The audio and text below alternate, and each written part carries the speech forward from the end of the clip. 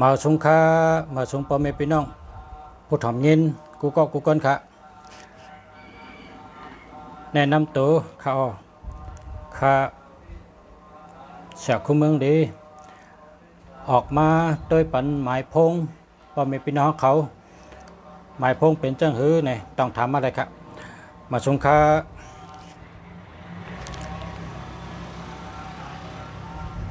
าฮักกูก็ค่ะมาชงค้า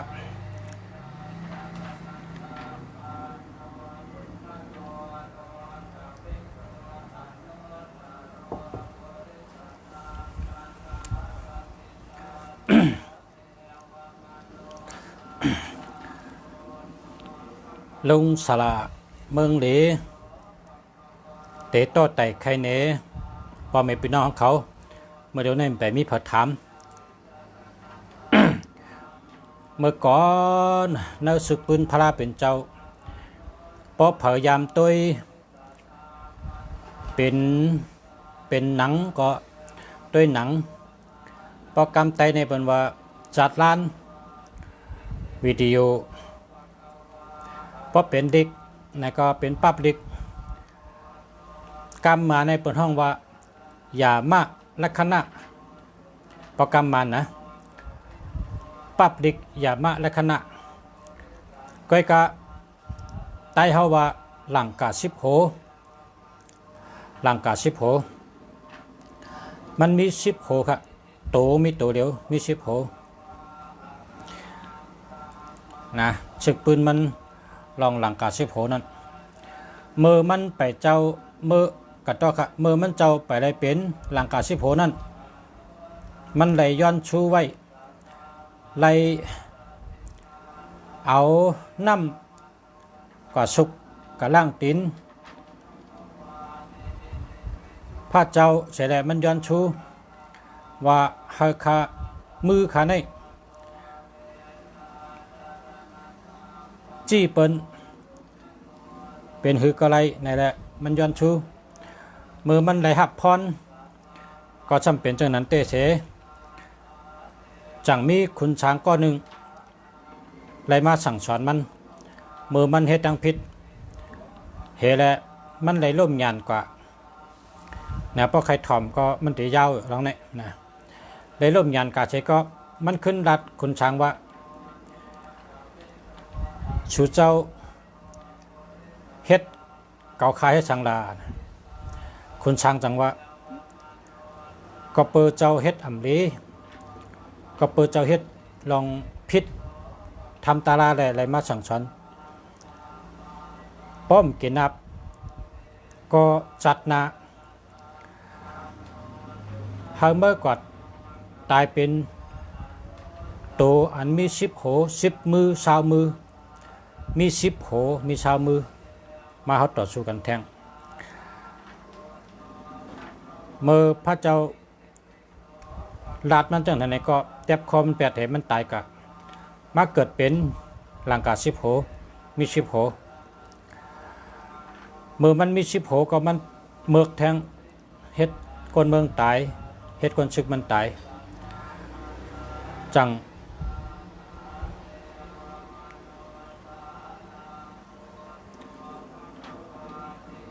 ไล่มาเป็นจัดในก็ขึ้นยาแทงคนช้างเขาเจ้ามาเกิดเป็นก้นมาอยู่ในตัวก้นให้แล้วสั่งสอนมันแทงแทบก็โหมันทั้งกำในลองเป็นพอลุงศาสตร์มีข่าวยำจังไปมาอ่านนี้จังไปมาใครนี้แคมลองว่าหลังกาสิบโหพอเตหูเพลอดพอเตหูเพลาดแก็บก็มันเฮ็ดหำลีมันเฮ็ดพิษแลไรคำตั้งภายอันตะลาหมันแม่นสั่งสอนให้มันดูแล้วและมุ่ยหมดกว่าหลังกาสิบโหก็เลยตายกะแท่งเสร็จแล้วเย้าจัดนั่นกะเป็นมาจังนั้นเพราะใครฮู้ลุงศาสตร์เด็กใครนี่ไรมดนะเงาต่อไปมองหายการหนังต้องไรแต่ได้ยินหรือเพราะใครยินก็ย้อนมาก็เลย ก็การปฏิใครลองนั่นก็ แต่ไรใครเงาต่อไปแต่เจอเขายามอยู่2 ชั่วโมงประมาณกันนั้นพอหมอก2 ชั่วโมงแต่ไรฮู้ว่าเป็นมาจังหือและเฮ็ดหืออะไรขึ้นเซ็งกว่าหลังกาสิโพนั้นก็แปลว่าในเมืองโกนในพอเผาไรย้อนสู้เฉลไรมาไรดีไรเป็นไรขึ้นใหญ่มาสูงเทไรเป็นเจ้าเป็นคุณแห่พอขึ้นเฮ็ดอ่ำตาลาปะนี่มันก็ขึ้นชุดเชิงกว่าขึ้นได้รู้แล้วกว่าขึ้นได้กลปังกะเมื่อหนังอันชูเจ้าหันนั่น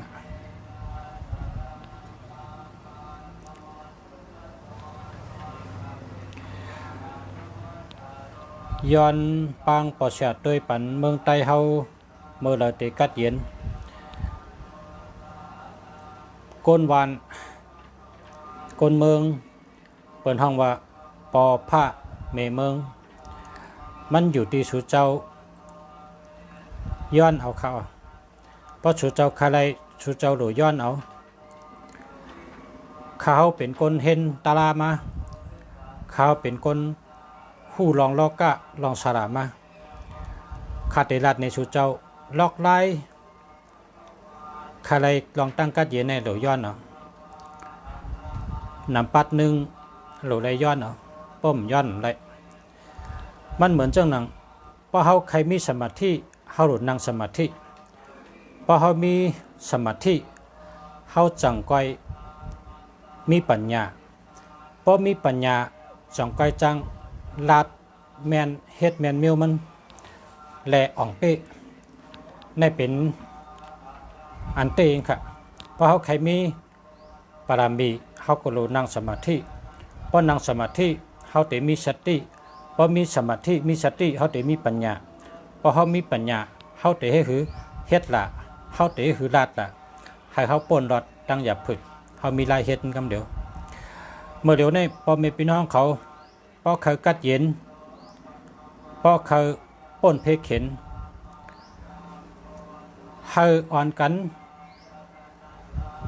ตึงผ้าว่านผีแห่นอดหมอกเทเขาแตกเทกันไหนก็โคเขาแตกเฮ็ด มีหมอกให้มีเขาแตกให้พร้อมกันกูก็กูก้นกูวันกูหน้ากูเอิงกูเมืองตึงผ้าว่านผีพอเขาตึงผ้าว่านผีเย้าพร้อมกันกูก็เอาหมากพิษกูก็เอาเกลือนะก้นหนึ่งก้อนหนึ่งกำเอามาหมากพิษแรงเนี่ยหมากพิษแห้งเนี่ย1 ก้อน 1 กำเกลือก้อนหนึ่งกำเอามาจู้กันพอเขาตึงผ้าว่านผีเอาเนี่ยเขาก็กินซึกจุ่มเหลืออันห่มเกียกนั่นซึกจุ่มเหลืออันห่มเกียกเขาก็กินเขาดูแล้วเชิงนะพอห่มเกียกมันเพราะว่ามันมานิกจากเขาพอมันมาเปกินเขานะพอห่มเกียกมันเขาก็เฮ็ดตั้งมันพอห่มเกียกเคเขาก็เฮ็ดตั้งเคพอห่มเกียกเผาเขาก็เฮ็ดตั้งอันก็นั่นอันตีเปิ้นมาเฮ็ดอำดีที่เฮานั่นหรือไรมีลองมีตังมันเฉยจังก้อยเฮ็ดพอน้ำตาอ่ำตก3 ปอกอย่าไปเฮ็ดพออ่ำไรน้ำตาตกอย่าไปเฮ็ดละละพอไรน้ำตาตกย้อนมันให้ได้พอเฮ็ดก็ตึกพอเปิ้นอ่ำพิษเฮาก็เฮ็ดได้มันตึกอันเปิ้นเฮ็ดเฮาไรน้ำตาตกน้ำตาย่อยนั่นน่ะพอเฮาก็เฮ็ดตึกกำเดียวเฮาพร้อมกันตั้งวันตั้งนากูก็กูกลมกูก็กูกลฉ่อกันลัดกันปูก้างต่อยมองให้ฉ่อทอมเอ้ยก้นวันก้นเมืองพร้อมกันโคเขาแตกมาแล้วเอาหมอกมาเอาเขาแตกมาแห่นอดหมอกตั้งหมอกตั้งเขาแตกมาเลยเฮาเตะไว้จะวันจะเมืองเฮาเตะตึงผ้าว่านผีมาจู้กันเลยเฮาปูก้างฉ่อ เพราะว่าฉ่อยาวในก็มาจู้กันพอจู้กันมีเขาแตกให้หมอกให้กันนั่นปอยาวนะ ก้นนั้นหมอเก่าก้นนั้นหู้ร้องก้นนั้นหมอมีปิญญา เติงผ้าบ้านผี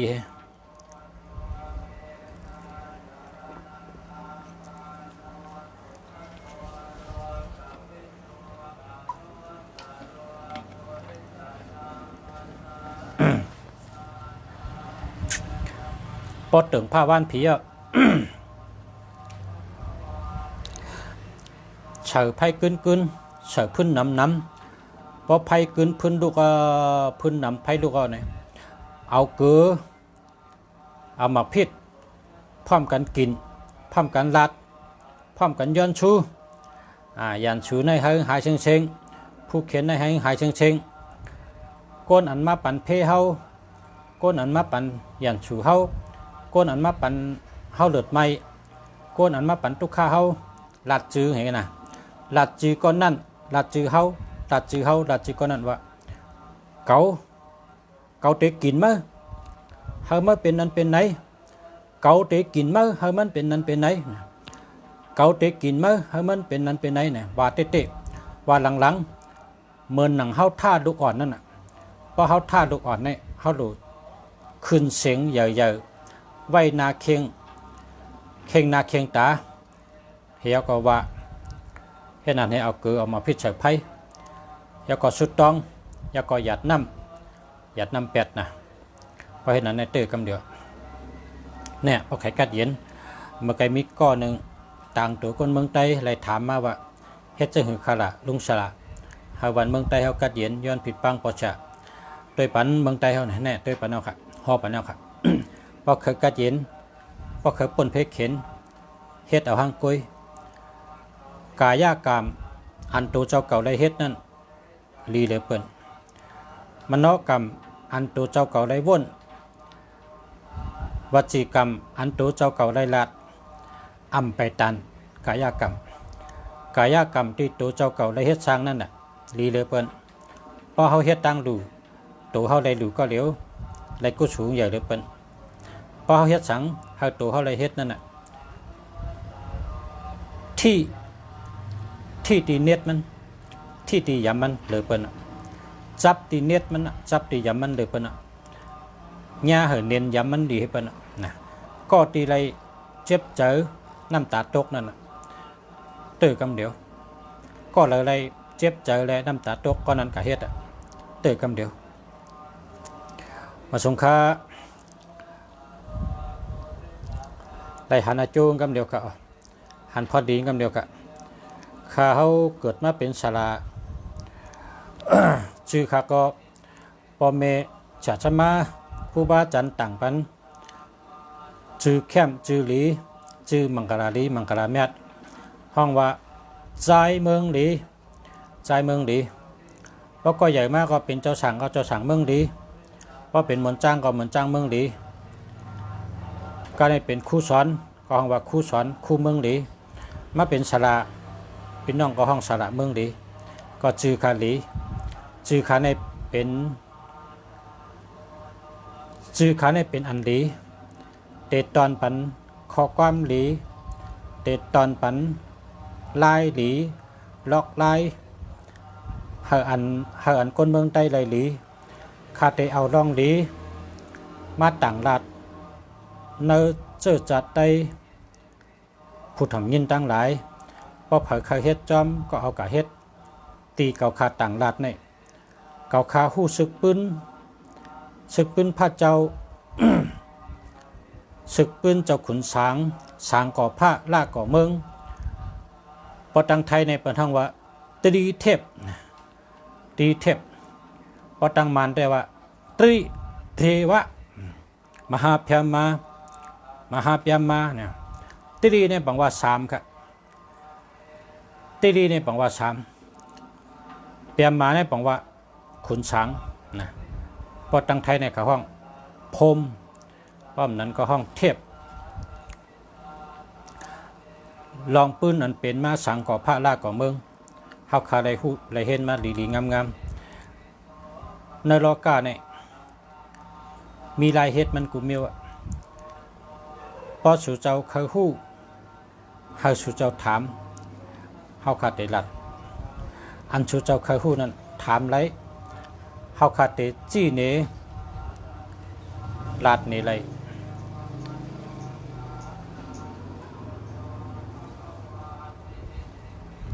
เฮิงลีเลอเก่าเฮิงลีเสออนตอนเสเก่านะ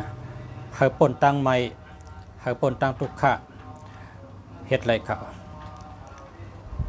ก้อยกะตัวเจ้าเก่าโดยไรเฮ็ดนะตัวเจ้าเก่าโดยไรเฮ็ด ตัวเจ้าเก่าลาดก็แต่ไรลาดเฮ็ดก็แต่ไรเฮ็ดเพราะเจ้าเก่าโลเพราะเจ้าเก่าโลลองสังตัวเจ้าเก่านี่แหละลำลองเลยเปิ้นตัวเจ้าเก่าแต่ไรเฮ็ดแต่ไรลาดแต่ไรเฮ็ดเจ้าเก่าว่นเจ้าเก่าลาดเจ้าเก่าเฮ็ดมันจังก้อย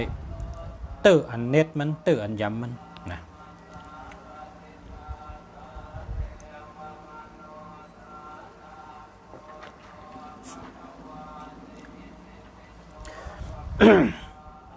เพราะว่า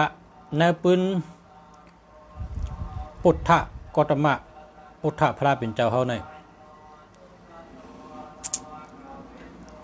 เมื่อคุณหลงคุณหอคำอาชกะธรรมะราชามหาราชาคุณหอคำหลงอาชกะเนี่ยเฮ็ดกองมู84,000เหงเฮาเป็นเครื่องหมายตีต้องกึมอ่ำลงอ่ำลืมในศาสนาพุทธพระเป็นเจ้าเมื่อมันเจ้าเฮ็ดยาวกองมู84,000เหงเนี่ยมันเจ้าเตต่างที่มันภาพเป็ดกองมูทิ้งปุดเป็ดทิ้งตกเป็ดโกนอันปัตเตอร์เมื่อต่างราดว่าเจ้ามุนอย่าคนเอาคำเฮาเตเฮ็ดปล่อยต่างที่เนี่ยเตหยัดนำเนี่ยไปจังหยัดค้าไปจังเฮ็ดก็แปลว่ากองมูเนี่ยลมปัดที่มันหักหรืออะไรขึ้นเมกุมลุมลาขึ้นก่อนค่ะเมื่อไรก็เฮ็ดนั้นเมื่อไรก็เฮ็ดนั้นกำในคุณหอคำอาชอกาเนี่ยคุณหอคำลงอันเฮ็ดกองมู80,000เฉียงเนี่ยจังกัดถามเจ้ายาหันตาเขาถามว่าคาตกาลงคาตกาต่อพระเป็นเจ้าเฮาข้าพระราตกาพระเป็นเจ้าเฮาเฮ็ดกองมูเนี่ยเฮ็ดยาวแต่เฮ็ดปล่อยหยัดนำเฮ็ดฉังแลหญ้าผ้าผ่าหญ้าดมแห้งปัดเอาทิ้งหักติกขลาเจ้าเขาค่ะมือคุณคำเลยต้องถามยาหันตตั้งหลายจังนั่งสมาธิเข้าสันนั่งสมาธินั่งโดยว่าเตให้หือจอยคนคำเตตอบความถามคนคำเจ้งหือเนี่ยเขานั่งสมาธิเพราะเขานั่งสมาธิในเขาคู่หันว่ามีเจ้าสั่งอ่อนป้าหนึ่งเตจอยเลยเจ้าหอกคำเมื่อ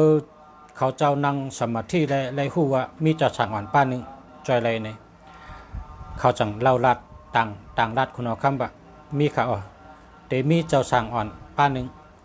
จอยเจ้าหอคำใดอยู่เตเฮ็ดเธอกองมูนั่นผ่าแท่งร่วมปัดหักแท่งแล้วค่ะกำในพอได้ยินเจ้านั้นคุณเอาคำก็ว่าปังมาแล้วเพราะเจ้านั้นก็ย้อนเจ้าเขาปังมาปันเป็นเจ้าเลยป้าเลยใครหูจักใครลองซ้อมใครไวใครปึงอิงหึงเจ้ามาจอยนาการกำในเจ้ายาหันสานได้มินได้กูป้ายาหันตาเนี่ยก้อยกะเขาเจ้าจังว่าเฮาเจ้าสองเจ้าก็ปังจะอุปกุกมาเพราะว่ายาหันตาเนี่ยเพราะเขานั่งตาลาเนี่ยเขาเจ้าต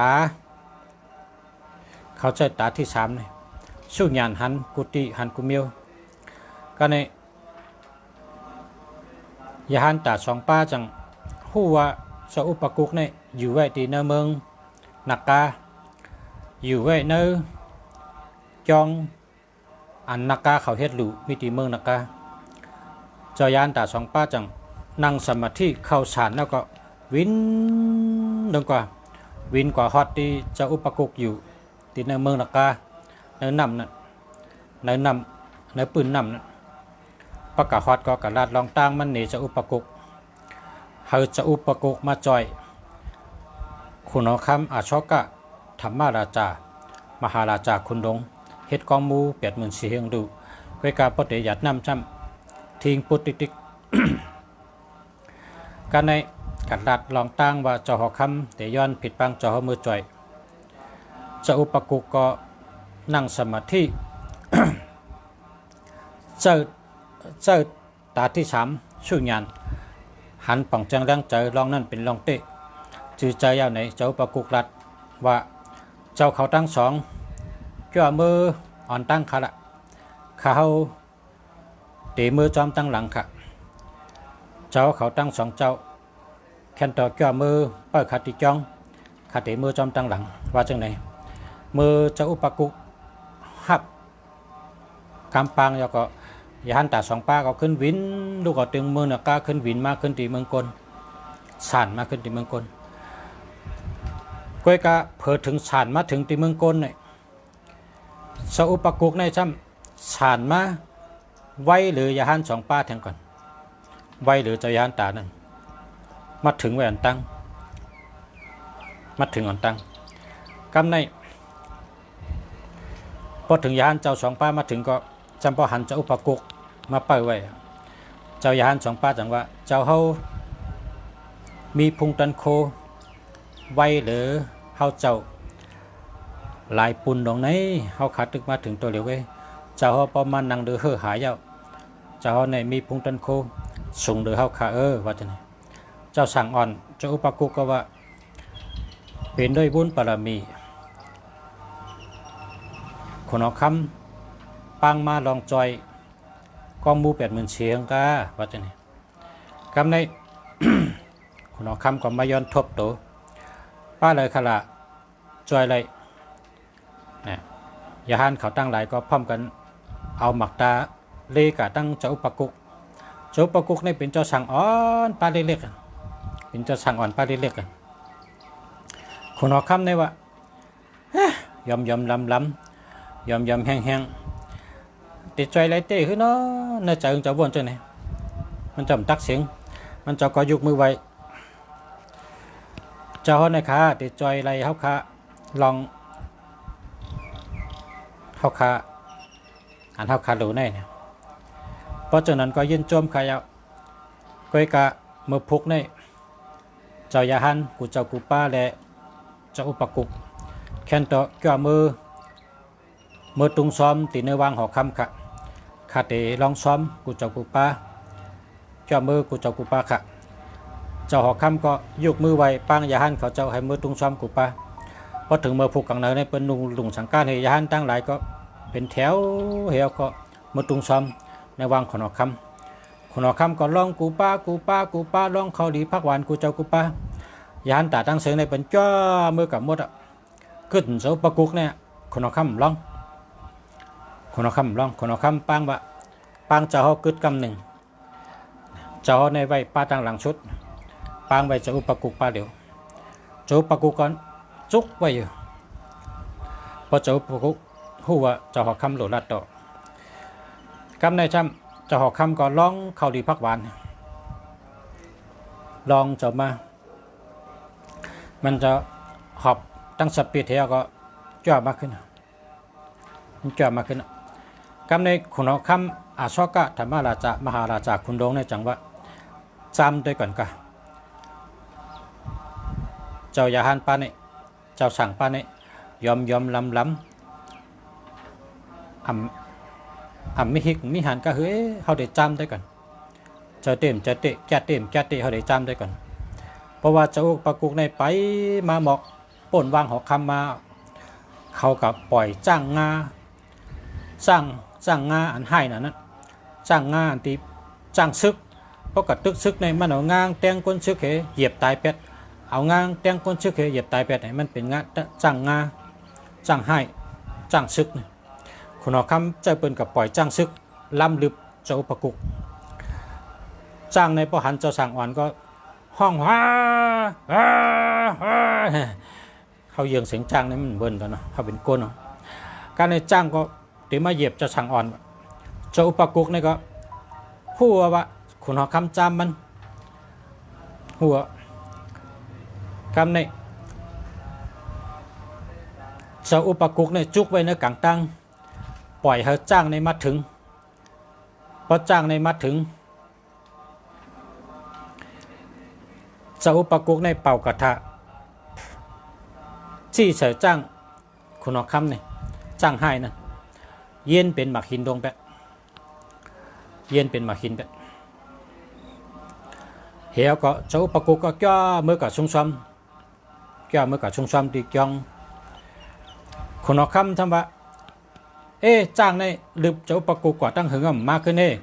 คนซึกกว่าจำตัวรู้เนี่ยเปิ้นก็ขี่จ้างขี่ม้าให้กับตัวเผื่อมาคืดจ้างเนี่ยมาหันจ้างลงในเป็นหมักหินลงแปะเป็นหมักหินดำพืชๆแปะคนซึกจากเมื่อรัดเจ้าหอคำว่าเจ้าหอคำเขาคาจ้างลงอันจ้างซึกนั่นจ้างตึกซึกเจ้าเขาเนี่ยเย็นเป็นหมักหินลงเขากัดต่อยได้ละเป็นหมักหินต่อยให้ก็เป็นหมักหินอีก็ต้องยกกำไรเป็นหมักหินลงไปแล้วค่ะเจ้าคนเอาคำจังขี่ม้าขี่จ้างให้มาด้วยไรมาหันพอมาหันเราก็เจ้าป้าในพุงตะโคงเจ้าใหญ่แก้วห้อยเจ้าหอคำจังอ้ามเหี่ยวก็ยกมือไว้สาธุเฮขี่จ้างขี่ม้ามาจอมใบถึงตีจ้องเจ้าปะกุกมาลาดเจ้าปะกุกว่าหักคาตะกะไหลจามตัวพุงดันโคเจ้าเฮาแค้นต่อปล่อยวางข้างปันขากันต่ออย่าให้เป็นวดเป็นต่ำอย่าให้เป็นเช่นเป็นนามสังขานาคนเอาคำก็ยันกันต่อขึ้น เมื่อคนเอาคำยันกันต่อเจ้าปะกุกว่าได้อยู่เป็นจังเขาหูว่าตะกาลงจามเขากำในคนเอาคำว่าจ้างคาในแก่น่ะเป็นจ้างซึก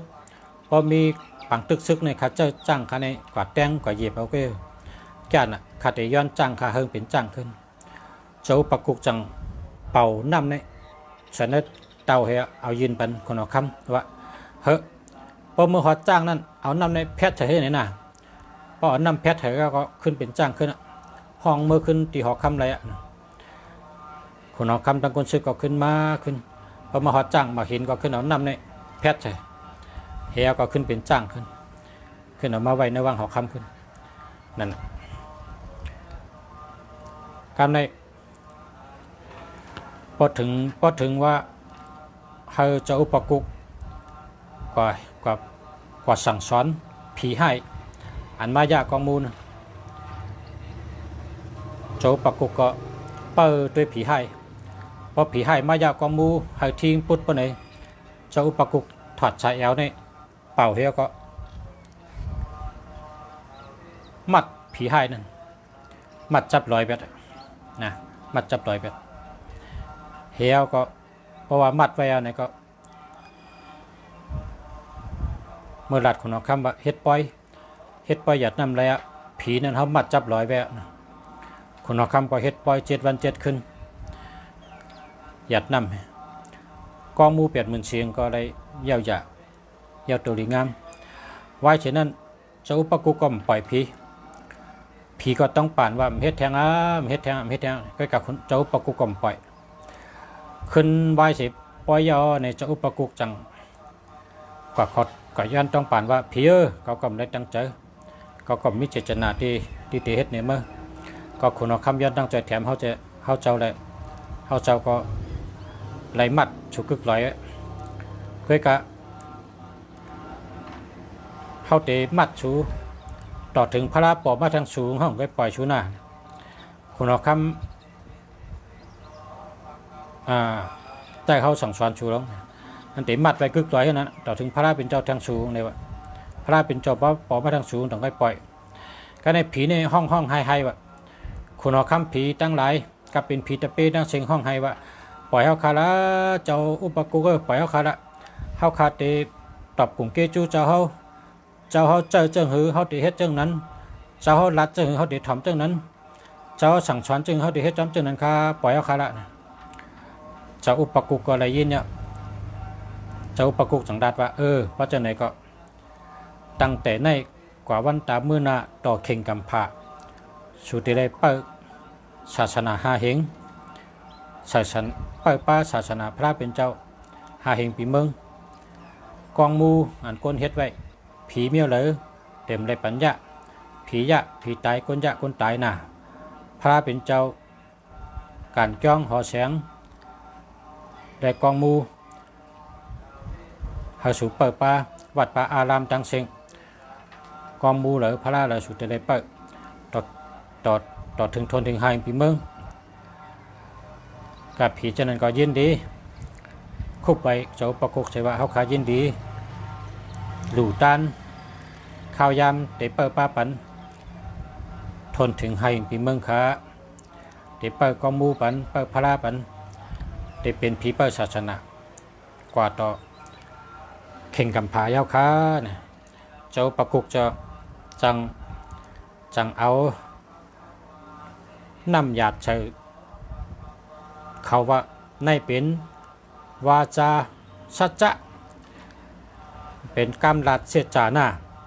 พอสูพิษเสียจาในเขาก็โหสูในแตกเป็น7 ผักนะ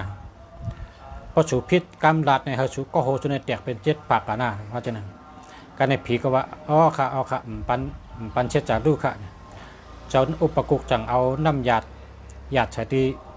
ตีดินเมืองให้แล้วปล่อยผีเช่นนั้นเอาผีให้เช่นนั้นเย็นเป็นผีเปิดกองมูตั้งแต่นั้นมาต่อถึงตัวเดียวและต่อกับวันเมื่อน่ะเป็นผีเปิดศาสนาหาเฮงในก็พอโดยในศาสนาพุทธพระเป็นเจ้าเพราะว่าเจ้าเลยค่ะในศาสนาพุทธพระเป็นเจ้าเขาเนี่ยเจ้าเลยค่ะล่ะเป้เมียวอ่ำลีเป้เพ้ออ่ำลีเป้ผีอ่ำลีเป้ก้นอ่ำลีเมียวเหลือเป้มิกษาติ๊กที่คาราเนี่ยจะอุปกุกในค่ะเป้เพราะว่าเฮ็ดปล่อยสั่งร่องในเฮาขากับปังจะอุปกุกมาเฮ็ดเสา4 เสาเฮคัดพยาจำมาเทกอบต้นกล้วยต้นอ้อยเฮไตไผ่เนี่ยปันวอดให้ปอกกลใจกองในปุดโคกขาวนุ่งโคกขาวเฮไตเต้นทั้งวันทั้งคืนเต้นหอมก็ไตเต้นเพลงแต่งก็ไตน้ำก็ใส่ไผ่มันรับให้ปอกข้าวตังเฮ็ดปล่อยปุกทะปล่อยธรรมะปล่อยสังฆะ7 วันเนี่ยผลก็มาร่วมก็ยะก็เปิดเข้าปังจะอุปกุกมาเปิดปล่อยนั่นค่ะเพราะว่าสุเจ้าพุทธมิโนเขาฮู้ว่าอันเฮานับถือศาสนาพุทธะในซ้ำเมียวเลยล่ะเป้เพ้อเมียวเลยล่ะเป้ผีเมียวเลยล่ะเป้ก้นอ่ำลีเป้มิกษาทิฏฐิอันสุเจ้าว่ามิกษาทิฏฐิเรื่องนาตัวเดียวนี่นะจุบเลือดเท่านั่นเป็นห้องมิกษาทิฏฐิฉะนั้นหึงมุ่ยนะสุเจ้าก็สุเจ้าเขาหึงมุ่ยก็สุเจ้าเติมกาวไว้หาเจ้าอุปกุกใช้ได้เหตุการณ์มันเลยแต่ได้หึผีให้เพ้อให้เพียดให้มิกษาทิฏฐิอันให้ตั้งเชิงหาลายกับมดนะเมี่ยมดีนั่นแต่ได้หาลายกับมดสุเจ้าหาหูปืนมันใบว่านับถือศาสนาพุทธพระเป็นเจ้าพุทธะเฮอเฮิงธรรมะเฮอเฮิงสังฆะเฮอเฮิงพุทธะมักมีธรรมะมักมีสังฆะมักมีพุทธะออกมันธรรมะออกมันสังฆะออกมันพุทธะขึ้นใหญ่ธรรมะขึ้นใหญ่สังฆะขึ้นใหญ่ศาสนาพุทธพระเป็นเจ้าเฮิงเพิ่งใส่ขึ้นใหญ่มาสงกำในซ้ำศึกเชคาเตไข่ในลองสังก่อพระลาก่อเมืองมันมีเผยถามหมายพงขากระเล็กอุปติทิแค่นี้นะเมื่อกี้ในตอนปุกทะเย่ากะกำในติมาในตอนติว่าในตอนมหาติว่าอันนั้นก็ขุนสังเปี่ยมมาประการมาในเป็นว่าเปี่ยมมา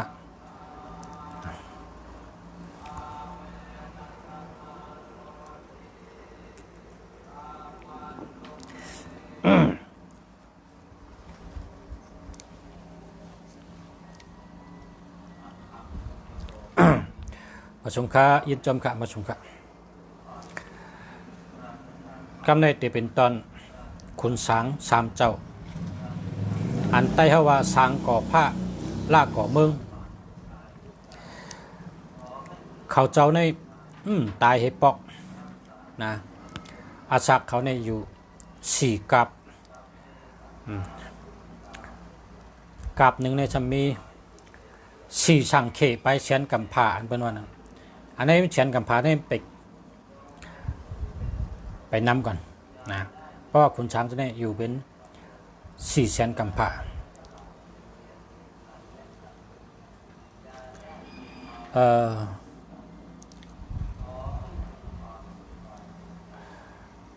แคมหมดก็ติดถามมาเนี่ยเนาะ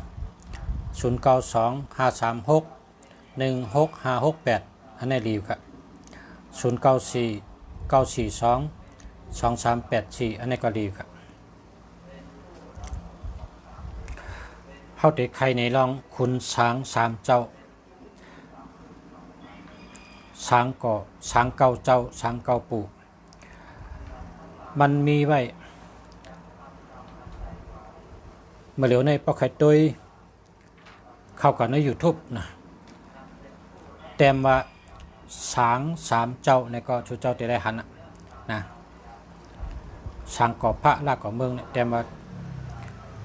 พอตั้งไทยในเป็นว่าตรีเทพเต็มว่าตรีเทพเนี่ยชูเจ้าได้หันพระเป็นเจ้าเมื่อช็อตเขานะพระเป็นเจ้าเมื่อช็อตเขา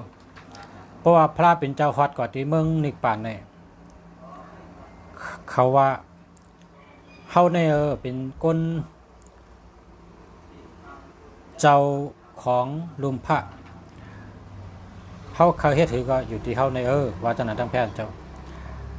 แพทย์เป็นเจ้าว่าเจ้าหรอเจ้ากำพาลุมพระเนี่ยมีเผยเป็นเจ้าของมันได้หรอมันมีสภาวะลิ้นนำลมไผ่ก็เกิดมาตั้งอยู่รับลงเกิดมาตั้งอยู่รับลงจังไหนก็พี่อันจะสอนจังไหนคำครับมาชงค่ะลุงมีตีตัวไหนข้างหน้านี่เชียงใหม่ค่ะเขาเรียกว่ามีในกรุงเทพด้วยค่ะเชียงใหม่ค่ะใจลุงยังเปรี้ยปั่นอันนั้นนะอยู่เกี่ยวกับคนนั่นน่ะจะตัวจัวลุงในเพจบุ๊กลุงค่ะตอนนี้เอาน้ำปักนั่นเลยนะค่ะ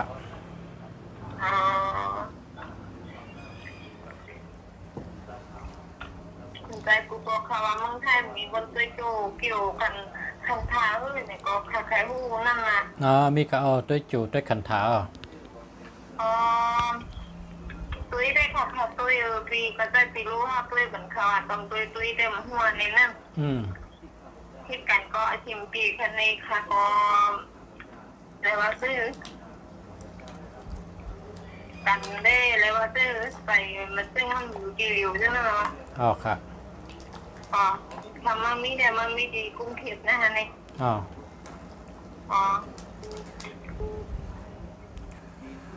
อาไปโหลดตั้งคาริโทรหาคนโอลุงค่ะโทษมาเมื่อไรก็ได้นะเพราะใครตัวปิดต่างกาล่าแต่เต้นอ้างจะได้นะตัวปิดต่างกาล่าเฮ้แต่เต้นแต่อ้างเห็นนะอันนั่งตรงโอลุงไรแรงเพชรค่ะอันเพศประชาในแต้มว่าคู่เมืองดีในก็คืนเอาวะ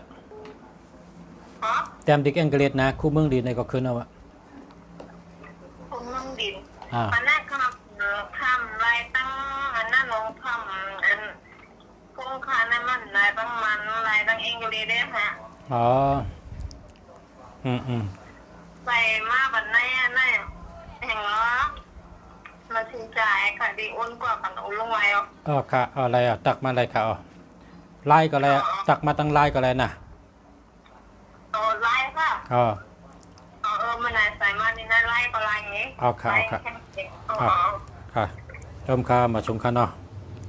ก็มาค่ะเปาลุงมาเต้ก่อนก็ค่ะก็มีได้เปิดน้ำบนตัวเตาเข้าค่ะค่ะชมค่ะมาชมค่ะเข้าใจน้องไปผัดด้วยก่อนชิมจีจะผัดด้วยก่อนชิมจีกำก็ใช่กำประชากระโทหาขึ้นนะอะไรครับ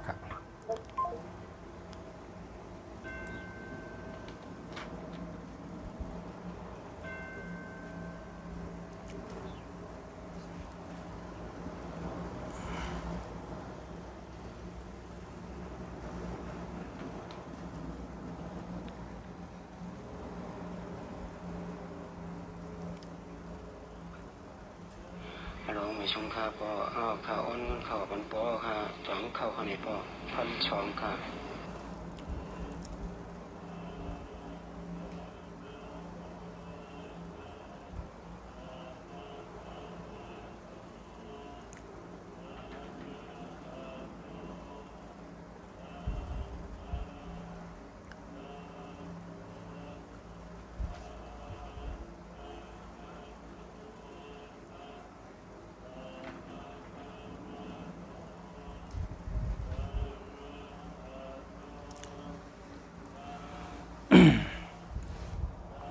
กันต่อค่ะ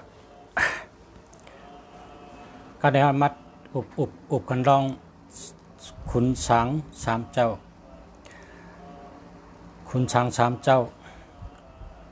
เจ้ายาเช่จีว่าเป็นที่หนึ่งอ่ะเจ้ายาเช่นะ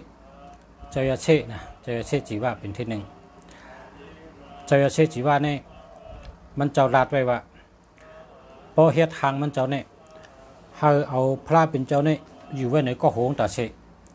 จังก้อยเตรียมทนเนี่ยวะเพราะเผยเฮ็ดทางเจ้ายาเช่จีว่าเนี่ยหรือไรเฮ็ดเจ้าพระเป็นเจ้าเขาเนี่ยนั่งสมาธิไว้ในก็โหมันจังก้อยเตรียมทน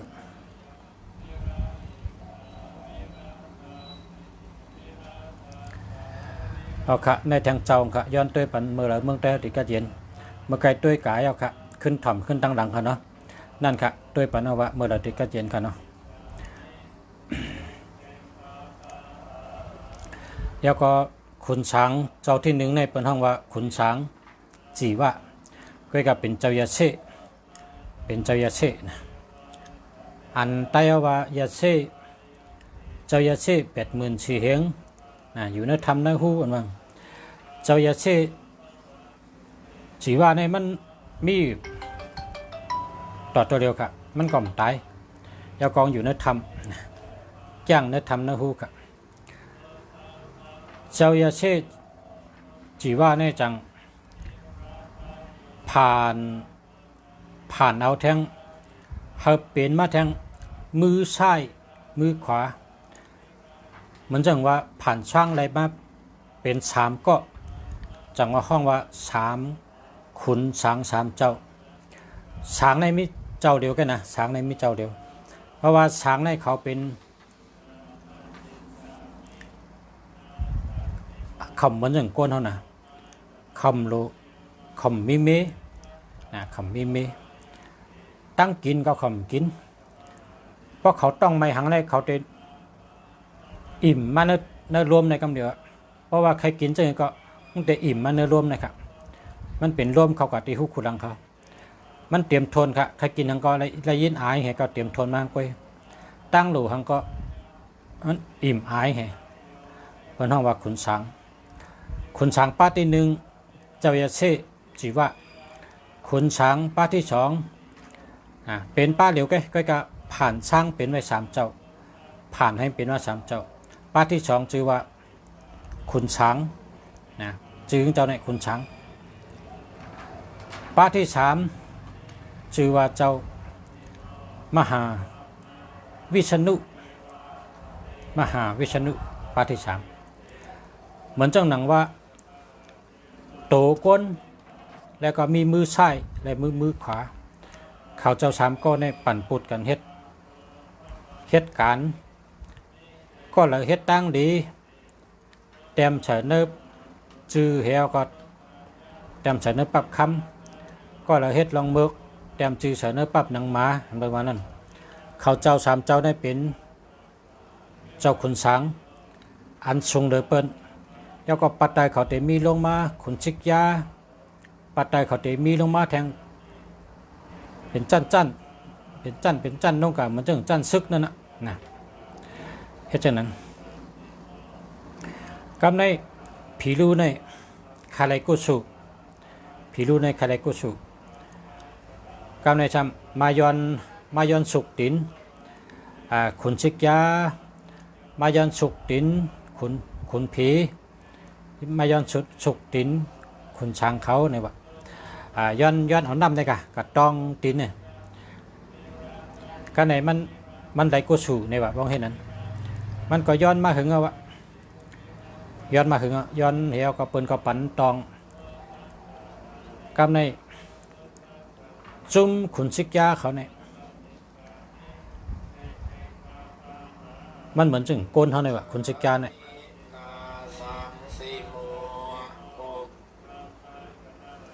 เอาแล้วค่ะมาสงข้ามาชงข้าวมาข้าผู้สาวค่ะอ้าวอ๋ออ๋อครับไอ้ถามนิดนึงค่ะไหนอ้าวคือนี่ถามหลวงพ่อคืนอะไรนี่อาชักก็คือเกิดวันหังคะอาชาใน18ระยะมันก็วันพุธมันพุธมันพุธเนาะ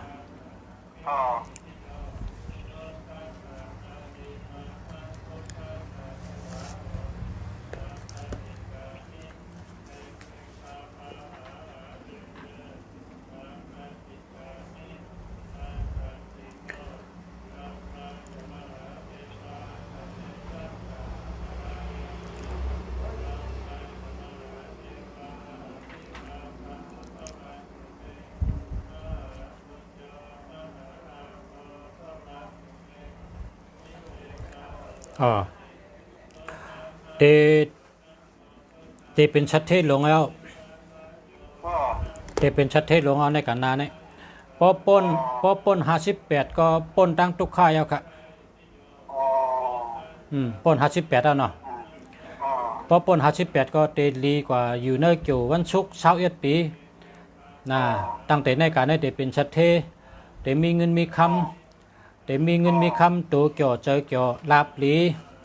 การงานดีครอบครัวน่าเฮิรนดีตัวเจอก็เย็นช่ำเช้ายอกาก็หายขึ้นก็เร็วอ่ะน่าเฮิรนก็ดีการงานก็ดีแค่ดีกับที่21ปีแต่เกี่ยวกันไหมแต่เลี้ยนะแต่เลี้ยวค่ะเกิดวันปฐหูอ่ะ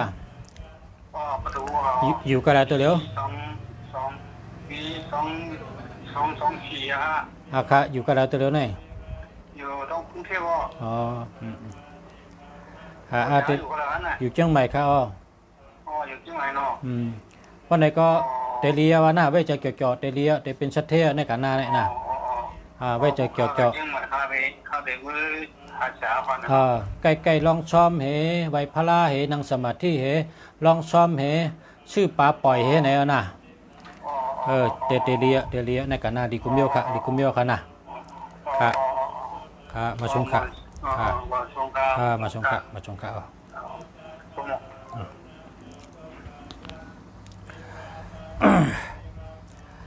ครับในขุนช้างเขาเจ้าขุนชิกยาในเหมือนจึงโกนเท่าเนี่ยวะ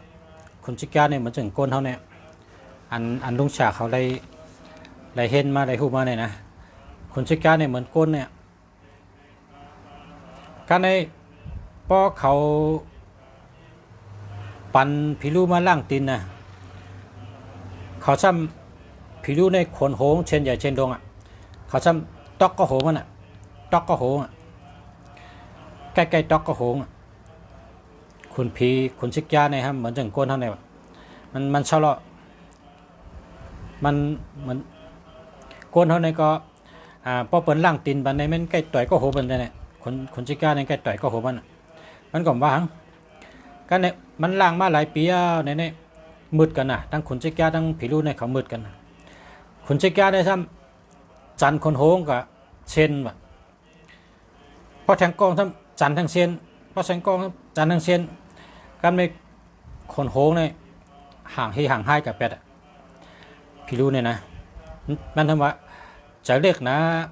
ขุนชิกยาจะเนี่ยการล่างตีนมันเขาจันคนโหขากับปอกเชนแล้วก็คนโหขาในป้อห่างใช่ไหมค่ะตีเมื่อย้อนไวเจ้าขุนช้างเจ้าจีว่ากันย้อนทบเนี่ยวะเปิ้นก็มันเป็นก้นลังตีนขุนชิกยาเนี่ยเปิ้นก็ว่าแค่ทบก็ทบเลยก็ในเพิ่งกับทบ เจ้าขุนช้างคำถามว่าฮับเจ้ามาปียาวข้าวหึงมีตั้งโดหังคาไดหังย้อนมาได้แต่ปันเนี่ยวะก็ในซ้ำเพราะฉะนั้นก็ข้าก็รู้จังไหนข้าเตมาย้อนเมียวเหลียวเก้ข้าเตย้อนเธอนิ้วมือข้าใน เพราะเขามือเขาในพอตีใส่เพอในเขาก็นั่นตายกว่าเพราะเอานิ้วมือเขาในกับตีใส่ก็นั่นเขาก็นั่นตายกว่ามันย้อนจะไหนพี่รู้เนี่ยการในเจ้าขุนช้างลงเจ้ายาเชจีว่าเนี่ยก็ปันก่อยะอันชูย้อนนั่นไรอะเนี่ยมันก็คุบไว้ให้มือกันการในเพราะว่าขุนชิกยามาแทงมันไปล่างตีนขุนชิกยาเจออัน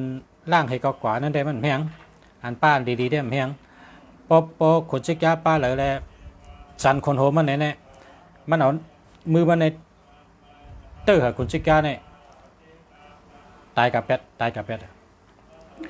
ก็ในขุนชิกยา ปางและปางซ้ำเป็นไตกอกกันเขาเป็นไตกอกกันเป็นจุ่มจำว่าผีรู้ได้ฮัดเอาตายเขาขุนชิกยารู้ได้รู้ไรสั่งสอนมันเนี่ยซ้ำเอาหอกสันแดกเขาเนี่ยจี้ใส่ผีรู้นึงจี้ก็มันตายพอผีรู้มัดเตอร์เขาได้เขาตายเนี่ยตายก็อะไรก็นั่นการไม่ซ้ำตายนำหนาวะเขาคำตึกกันตั้งผีรู้ตั้งขุนชิกยาตึกกันขุนชิกยาในตายนำหนาขุนผีก็ตายขุนชิกยาก็ตายคนชึกขุนชิกยาก็ตายมันเป้ผีรู้เลยการในเปิดทำเมื่อรัดเจ้ายาเช่ลงเจ้าจีว่าเจ้าจีว่าผีรู้อันเจ้าปั่นพรมันนะเอาตายขุนผีนำหนาวะเอาตายขุนชิกยานำหนาวค่ะเจ้าหลุดขึ้นกับสั่งสอนมันว่าจะไหนกันในเจ้าขุนช้างจีว่าเจ้ายาเช่ลงในจังห้องเจ้าวิษณุมาทบมาลัดต่อห้องมาว่าเจ้ามีโลเจอข้าเนี่ยโลผีรู้อันเปิ้ลล่างตีนลอยได้เปิ้ลล่างตีนมันขุนชิกยาเขาเนี่ยมันเอาตายขุนพีนำนาเอาตายขุนชิกยานำนาวะขึ้นกะจัดการมันให้ละว่าไงวะเขาในเจ้ามหาวิษณุในว่าไรค่ะเจ้ามหาวิษณุในหูว่าประกาศตึกซื้อๆในมันไรมันเปมันได้พากระจูงก็ตายแกตึกซื้อนาเนี่ยมันได้ตึกซื้อนาเนี่ยมันได้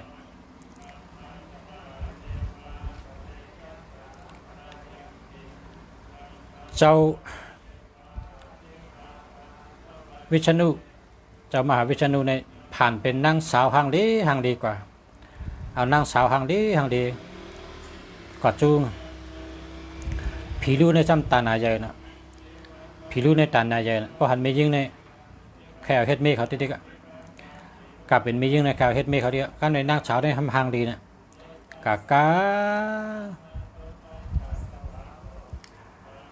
การนี้มันจะว่าย้อนหักเนี่ยวะผีดูย้อนหักมันว่าหักได้เขาก็เป็นสาวก็แหละเพราะเป็นสาวได้มีเจ้าของรู้หักได้เก่ากันนะการแม่มกาเขาเตะสอนชูกาพอเขากาให้หือชูกาเตะเฮ็ดนั้นพอเขากาให้หือชูเตะเฮ็ดนั้นน่ะกำในไรกาอะไรกูเมียวใครกาหือก็กามันก็กาจำนางในก็สอนกาที่นางหางดีเนี่ย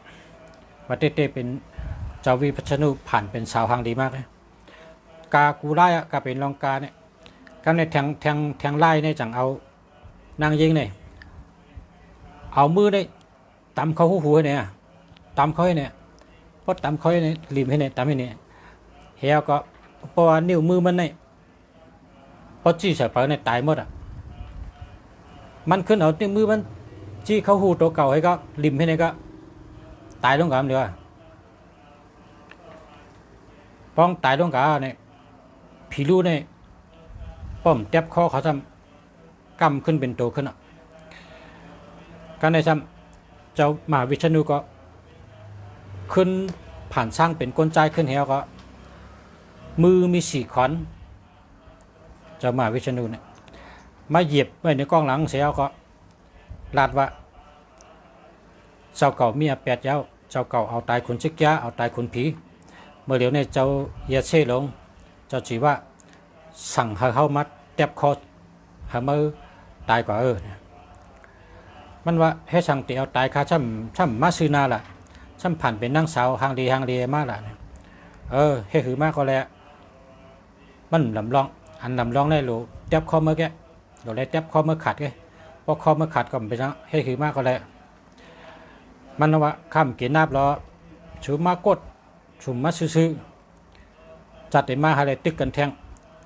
เพราะจัดในชูมีสี่มือชูเป้เฮาจัดนานในเฮกับคำมีชาวมือ10 โหนะไรจัดนาเฮพี่ลูกก็เกิดเป็นก้นมีชาวมือ10 โหละเขาจะตึกกันแทงนะพอชูวันว่ามีมือนำไรเป้มีโหนำไรเป้มันใจหรอโหเหลวเป้เช้าโหไร2 มือเป้เช้ามือไรมันอยู่ที่จอมทำตาลาก็โอจอมทำตาลามีโหเหลวก็เป้เช้าโหไรมี2 มือก็เป้เช้ามือไรพอจอมตาลาพอเฮ็ดจอมตาลาเนี่ยเช้าโหก็ขัดทั้งเช้าโหเช้ามือก็ขัดทั้งเช้ามือเขากินกันไว้เขามามันก็มาเกิดเป็นก้นทางจัดเขาตั้งขุนมาวิชณุก็ขึ้นมาเกิดเป็นก้นทางจัดตึกกันเจ้ามาวิชณุก็เอาเตียบเป็ดแขนกำขอนต่อไปเช้ามือเนี่ยเตียบเป็นหมดกำเดินชุดก็เตียบก็โหงกำลุกเช้าโหก็เตียบเป็นหมดขึ้นเป็ดอันนี้ลองขุนช้างหลังกา10 โหเขาว่านั่น10 โหเช้ามือนะมันมีเช้ามือมีเช้าขอนเย้าก็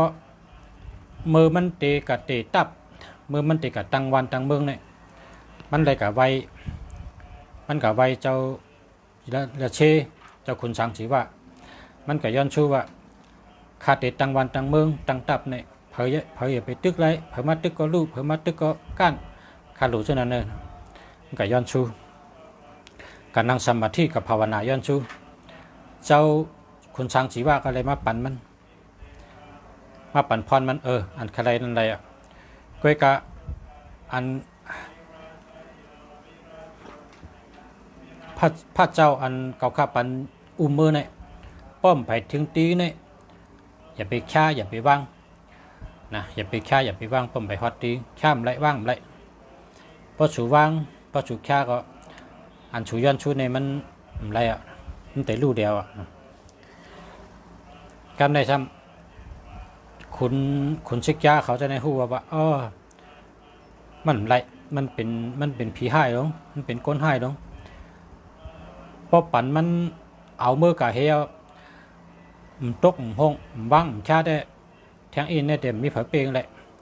เข้าเลยได้กะหาอันเป้มันในมายาแบบมาแพกแบบเพราะฉะนั้นขุนชิกาเขาตึงปังกันได้ว่ากะลาดเจ้าพิคเนตได้เพราะนั้นเพราะเจ้าพิคเนตได้เป็นความไทยในเป็นห้องว่าเทพทำลายมีข้อหนึ่งเทพแห่งความสำเร็จองค์เดียวกันพอเฮ็ดอัมลีก็ทำลายวินาสันตุวินาศขาดบังกำเดียวพอเฮ็ดลีก็ขึ้นเจริญรุ่งเรืองเฮิงเปิงใสขึ้นใหญ่มาสูงกำเดียวในองค์เดียวกันคนชิกาเขาจังว่าเจ้าพิฆเนศเจ้าแก่ติดใจเลยเจ้ากับขวางมันละหาแผ่นกันมันรู้ผีให้คนให้เนี่ยให้เขารู้แล้วอันที่เขาเด็กกับตังตับตังเมืองอย่าเฮิงอ่องเฮิงดูแล้วอะไรเนี่ยเจ้ากับย่าละเจ้าพิฆเนศก็มาจอมกลอันเป็นร่วมก็ปัดมันก็กั้นอันเป็นผลมาเชยมันก็แกะกั้นให้หือก็กั้นมันย้ำกั้นมันมาทีเดียวพระเจ้าเนี่ยก็ในเผื่อพิฆเนศมาในคุณพิฆเนศว่าว่าก็ติเป็นก้นกะลัดต่อมันได้ผีเนี่ยเพราะเป็นก้นกะลัดต่อได้คำทอมแล้วเขาได้ผ่านเป็นเจ้าสั่งอ่อนป้าเล็ก เหี่ยวก็เกามันยามันกะเอาเจ้าสั่งอ่อนป้าเรียกไปมาเถอะมันจะมาหบผีให้ตรงนั้นก้นให้ตรงนั้นผีให้นั่นวะถึงข้าวยามใบพระเป็นเจ้าเยอะขัดใบพระก่อนก็กะพระเจ้าเนื้อมือขันเนี่ยวางก่อนเลยแค่ก่อนเลยเมื่อเดี๋ยวในหบจะสั่งอ่อนป้าเนี่ยเป็นลูกอ่อนก็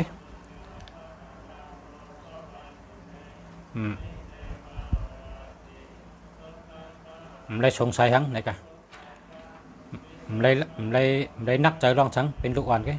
เจอจริงก็อะไรเช่นนั้นเฮ้ยเจ้าสั่งอ่อนขย้อนเมียวจังไรฮะไรตะกาลงมีหังข้าหลุไว้พระเจ้าเขายิบไปปันโคตรสองข้าในน่ะพระเจ้าข้าในก้อยกะเจ้าเขาอย่าไปแค่อย่าไปวังจังไรฮะเจ้าสั่งอ่อนว่าไรก็มาเลยเจ้าสั่งแต่ยิบไปปันแหะตะกาใครไว้พระก็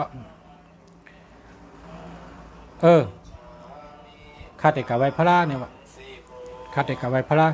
เจ้าอย่าไปแค่อย่าไปว่างหน้าเนี่ยวะเอาค่ะก็จากเจ้าครับนั้นตอนนี้มันสงบห้องละเจ้านอนพักสมองใจห้องละเจ้าครับผมมันจะมีจน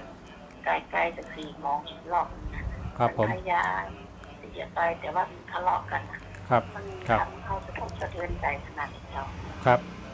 ขอบคุณอาจารย์ตนาเจ้าครับผมครับสวัสดีครับขอบคุณครับ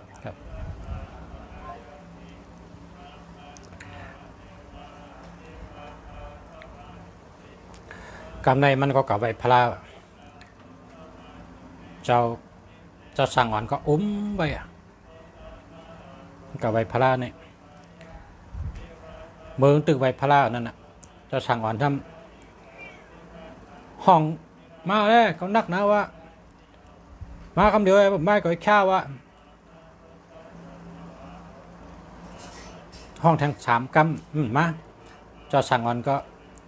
แค่ไว้ตีลินเฮแลนเป็ดมันก็เรียนมาว่าเจ้าสั่งอ่อนใช่ฮะฮัลโหลนักนาแหละตะกาลงนั่นมาหน่อยลูกเขาจะสั่งอ่อนนักหนาวมันก็ขึ้นมามาพลางเนี่ยจะสั่งอ่อนก็ขึ้นไปกว่าก็เปิดว่าขุนชิกยาผู้ว่าเป็นผีให้เป็นก้นให้เนี่ยพอปล่อยไว้แต่เป็นเพศต่อก้นเมืองแต่เป็นเพศต่อก้นชึกจังก็สั่งเจ้าพระพิฆเนศมาเอาอ่านความย้อนชูมานั่นอันที่ว่าป้องมืดตังเมืองมืดตังตับเผยอย่าไปยากเลยนะเอาลงแค่ดินเป็ดนั่นน่ะดูเป็ดวายมาของมืดตังเมืองเป็นเมืองเฮิงเมืองมีเงินมีคำไปกะอ่ำเฮิงอ่ำนั่นก็ยาจุ่มเจ้าอย่ามากลักษณะเขามดตึกเป็นห้องพารามพลักมดตึกเหลียวเป็นมดเตียบเป็ดคอเขามดก่อยเป็นมดนั่นแหละในคุณผีคุณช้างเนี่ยช่างว่าพ่อแม่พี่น้องเขาโก้ไก่ใครหู้ร้องมันว่าเจ้าคุณผีคุณช้างเจ้าหือแลจอยก้นเฮาผ่ายตั้งเลยเนี่ยเฮาหลูหูตีป่องมันตั้งแต่เงาต่อไปตั้งแต่ศึกปืนเปลี่ยนมาใช่ไหมเฮาหลูหูดีๆพอเฮาหูดีๆเฮาจังไก่โก้ไก่พอเฮาหูดีๆอย่าไปลาดีโก้ไก่อีสังก็ย่อปืนพลาก็หลูหูร้องแห่งไก่โก้ไก่ปืนผีปืนช้างก็เฮาหูร้องหูปืนให้จังไก่โก้ไก่อันที่เขาแนะนำนั่นนะพอเฮาเฮ็ดเช่นนั้นเฮาก็ตั้งหลู่เฮาเต็มทนตั้งยังอันเฮาเต็มทนมันนังลุงชาติไรเฮ็ดในสู่เจ้าพอทำเยอะเขาไรหันกะพอไม่พี่น้องเขาไรหู้ก่อนนั้นเป็นรองเต้มันมีมาแต่เมื่อมื่นชิ้นก่อนพอเฮาไรหยัดน้ำแปดเอาไปไหนมันเด็กก้อยกว่าก็อะไรก็นั่นจุ่มเลยจุ่มนั่นตับเลยตับนั่นเมืองเลยเมืองนั่นไม่ได้ก้อยกับมันหมด นะก้อยกะได้มีเหตุมีผลเสียจังก้อยเฮ็ดพอเฮาจังให้ได้เฮ็ดได้บ่ได้โดยได้มีลองตั้งมันอันมันเฮ็ดเฮาตื้อเจอนะเฮาจังก้อยเฮ็ดเฮาคาในตื้อเจอหลายปอกนะกินข้าวบ่ได้กินน้ำบ่ได้เฮาคาตื้อเจอน่ะเพิ่นเฮ็ดทั้งเฮาเนี่ยเฮาได้ตื้อเจอน่ะนั่นเฮาต้องก้อยเฮ็ดพอเฮาเฮ็ดในกองที่หันจูงกำเดียวได้ตื้อกับคำเดียวในเป็นรองอันเฮ็ดใส่เปิ้นเป็นความกินจากปานักเปิ้นเฮาเปิ้นเป็นเฮาโหลได้มีลองตั้งมันว่ามันเฮ็ดเฮาเจ็บเจอมันเฮ็ดเฮาน้ำตาตกเอาเนี่ยเฮาจังค่อยเฮ็ดขึ้นมันแต่ได้ตื้อกำเดียวกินใส่มันกำเดียวกินติ๊กความกินในมันตื้อกำเดียวใกล้ๆเฮากินเมื่อเฮากินนั่นเฮาเป็นอันมีลองมีตั้งมันว่ามันเฮ็ดตั้งเฮาอันตั้งเย้าเฮาจังค่อยกินได้นะมื้อละแลตื้อใจเฮาเย้าเฮาจังค่อยกินได้จังค่อยตื้อก็เอานะ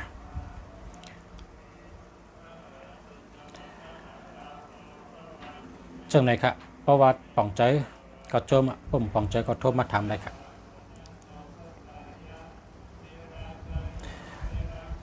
กำในได้ด้วยแม่พงกันเนาะอุบมานำน้าด้วยแม่พงกัน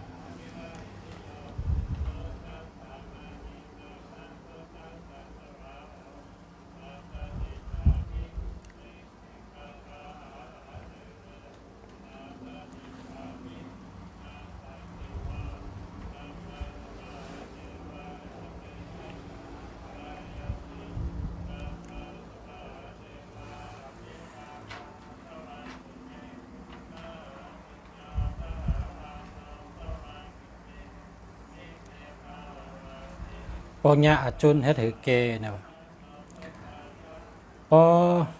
ในเมืองไทยนั่นมีต้นหน่อไม่ปกหน่อกาบมันเจอนะกาบไม่ปกเนี่ยเป็นเมื่อเขาก็เรียกในเป็นกล่าวมาโทรแปดกายล่างเข้มเปิ้นเอาใส่เขาอยากกู้เยอะนะวัดดันหลังปั้นหลงในต้นไม่ปกเมืองเฮาในต้นใหญ่ต้นดงน่ะเปิ้นเอากาบหน่อนั่นอันที่มันตกมานั่นน่ะกาบไม่ปกเมืองเฮาต้นใหญ่นะครับไม่ปกเนี่ยกลใจในกาไข่แห้งอะแบกหนึ่งตัวเนี่ยมันเป้ได้ดอกเลยแก๊สให้2 ป๊อตถึงกับแบก2 ป๊อต3 ป๊อตถึงกับแบกต้นใหญ่น่ะไม่ปกเมืองเฮากาบไม่ปกค่ะปกญาจุนเนี่ยให้ถือแก่เนี่ยวะถามมาเนี่ยขึ้นเอากับไม่ปกนั่นนะมาล่างเข้มเอาแปดกายไงล่างเข้มมาก็ขึ้นว่ายักจำเอากับไม่ปกนั่นเฮ็ดเป็นจำยักขนาดญาจุนก็แก่เลยครับ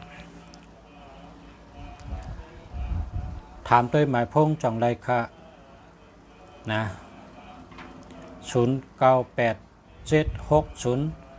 0987608466อันนี้มันดีครับห้ามเลยนะ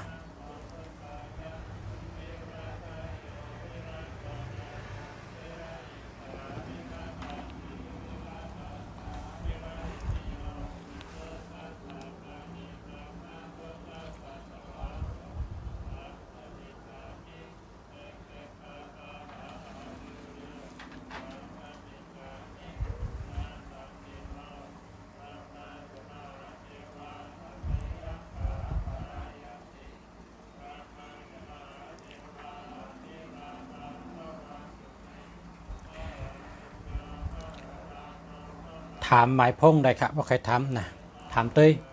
หมายพงจ่องริมดีเนี่ยเนาะแล้วก็คำเนี่ยมีเผยถามอ่ะแต่อุบลองจะเปิดเงินจะเปิดคำตีจ้องอันเท่าคาคมกันเฮ็ดวัตถุมงคลเนี่ยเฮ็ดทางจะเปิดเงินจะเปิดคำเฮ็ดเจ้าค่ะเฮ็ดเจ้าเหี่ยวก็สกอบไปจะเปิดเงินจะเปิดคำเจ้าก็เฮ็ดพาราตันเจอนะพ าราตันเจอตั้งสูงมี4 นิ้วตั้งสูงมี4 นิ้วค่ะเนาะ3 นิ้วก็มี4 นิ้วก็มีพาราตันเจอยาวก็พาราไพลินพินัทเนี่ยว่ากำไทยว่าไพลินพินัทโปรแกรมปารีนะบอกว่าสัปปะพยาวินาชันตุสัปปะพยาวินาชันตุสัปปะพยาวินาชันตุเนี่ยมันบอกว่าสัปปะในตั้งเชิงพยาในเพอันตรายตั้งเชิงวินาชันตุเปิ้นเฮ็ดสังกรมเตอร์เท่าไรมันเดรู้แล้วขัดปังกับเชิงในว่านั่นก็เฮ็ดกับพลานก็เฮ็ดอันเบียค่ะพลาสัปปะพยาวินาชันตุกับเป็นเพศตั้งเชิงนั่นกัดกลางรู้เดียวเชิงนั่นก็เฮ็ดแต้มสถิษฐานค่ะแต้มลิกไทยไว้ไพลินพินัทนะครับอันนั้นก็มีไว้หรือเช่นนั้นก็มีเจ้าอุปกุกนะเจ้าอุปกุกก็มีอันนี้ก็พบมีพี่น้องเขาเคยปูจามีเจ้าปะเงินเจ้าปะคำมีเจ้าอุปกุกแล้วก็สังเกตเจพาราตันเจอพาราอันหลอดเพกุมิวนั่นนะสัปปะพยาวินาชันตุ063 439 3359เจอแล้วค่ะอันนี้เจอแล้ว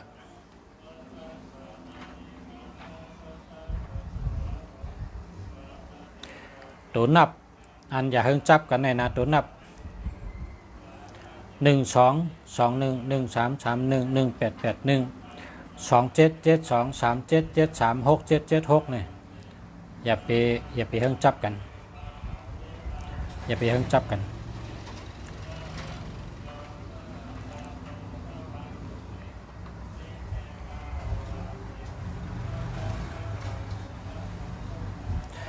093 316 9582มันมี31กับ31เนี่ยมันได้1221113311881277237736776นะเวนะเวคนตัดเจ้าเก่าจะได้อยู่ดีกินหวานนะกัดเย็นเชื้อสะมีเงินมีคำตัวเกี่ยวใจเกี่ยวนั้นใจอันแคมใจอันลีนะใจอันลี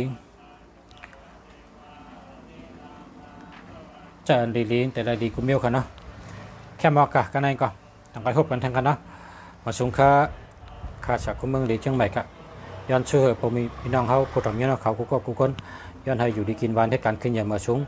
ย้อนให้อยู่ดีมีเงินห่างดีกึกปืนกูคนค่ะมาสงค่า